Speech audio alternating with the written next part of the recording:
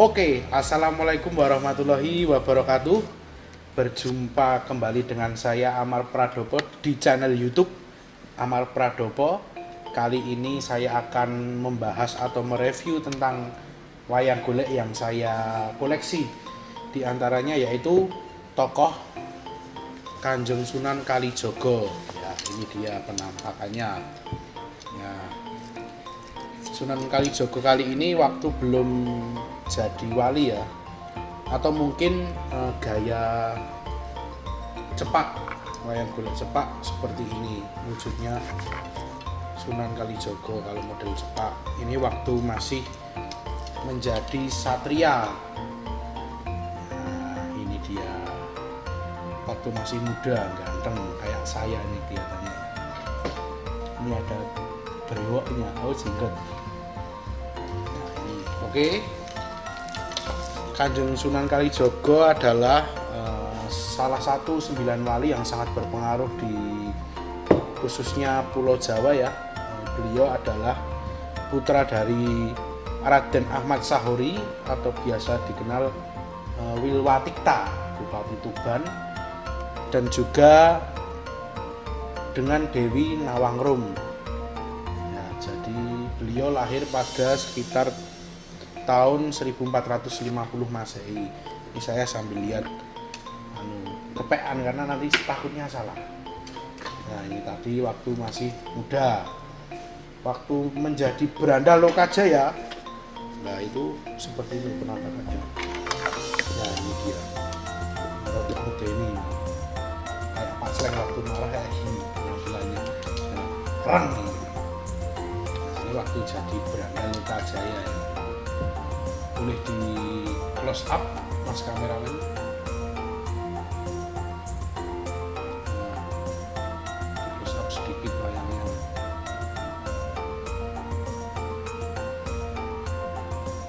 Oke, sudah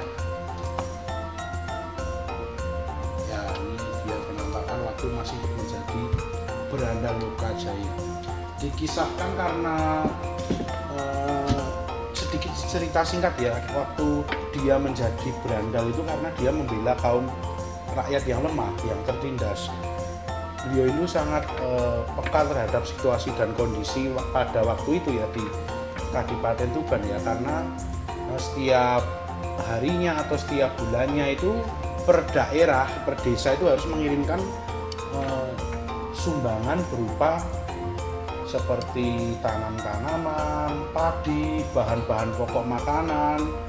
Nah, itu setiap kali harus dikirimkan ke pusat kota di Kabupaten Tuban. Nah, tetapi karena Sunan Kalijaga ini sangat peka terhadap situasi pada saat itu, dia memilih untuk mengambil barang-barang yang ada di gudang Kabupaten Tuban lalu dibagikan lagi kepada masyarakat sehingga dia dijuluki sebagai Beranda Lokajaya. Jadi dia merampas kekayaan orang yang memiliki kekayaan lebih dan lalu dibagikan kembali kepada masyarakat yang lemah. Itu. Nah, pada sampai akhirnya dia bertemu dengan Sunan Bonang. Nah, ini Sunan Bonang. Pada waktu saat dia menjadi berandal itu, dia bertemulah dengan Sunan Bonang. Sunan Bonang ini diriwayatkan sedang berjalan.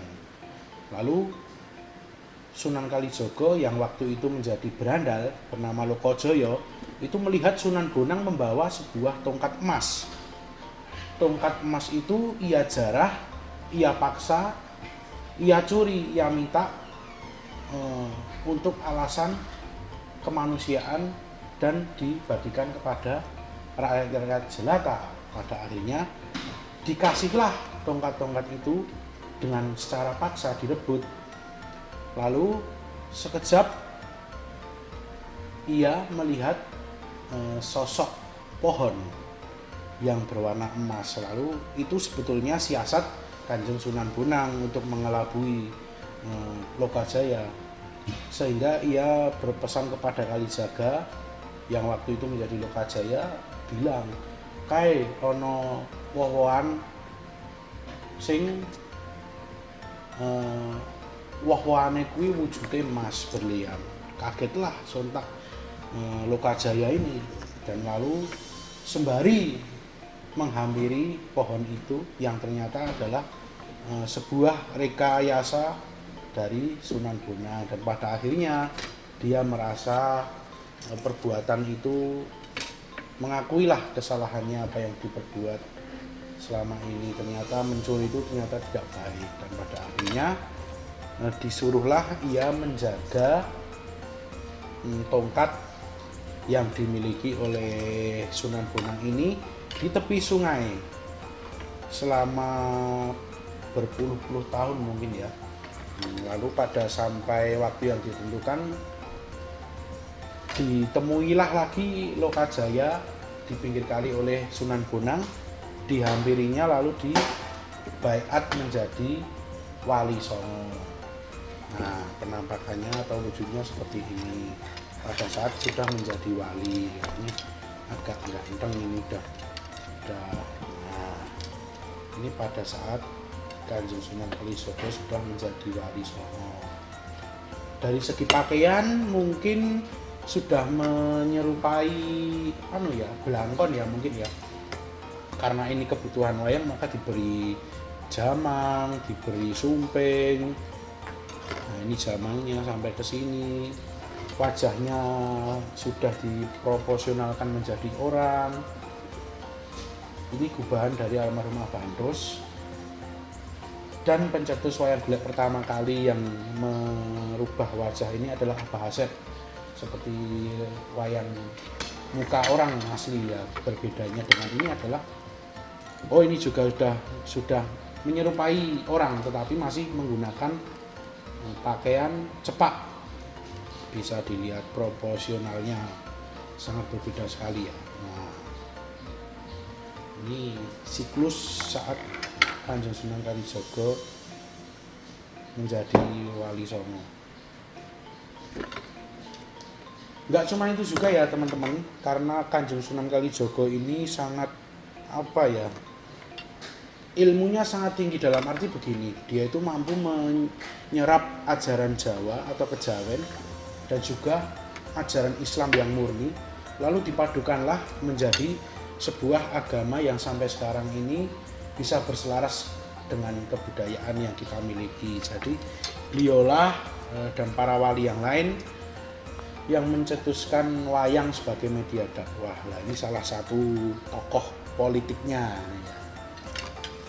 Beliau adalah pengaransemen wayang yang dulunya wayang beber itu, terus selalu dengan diberi saran oleh Sunan Giri maka menjadi wayang kulit yang sudah berbeda sekali dengan wujud manusia. Nah, ini beliaulah yang menjadi pencetus ide tersebut.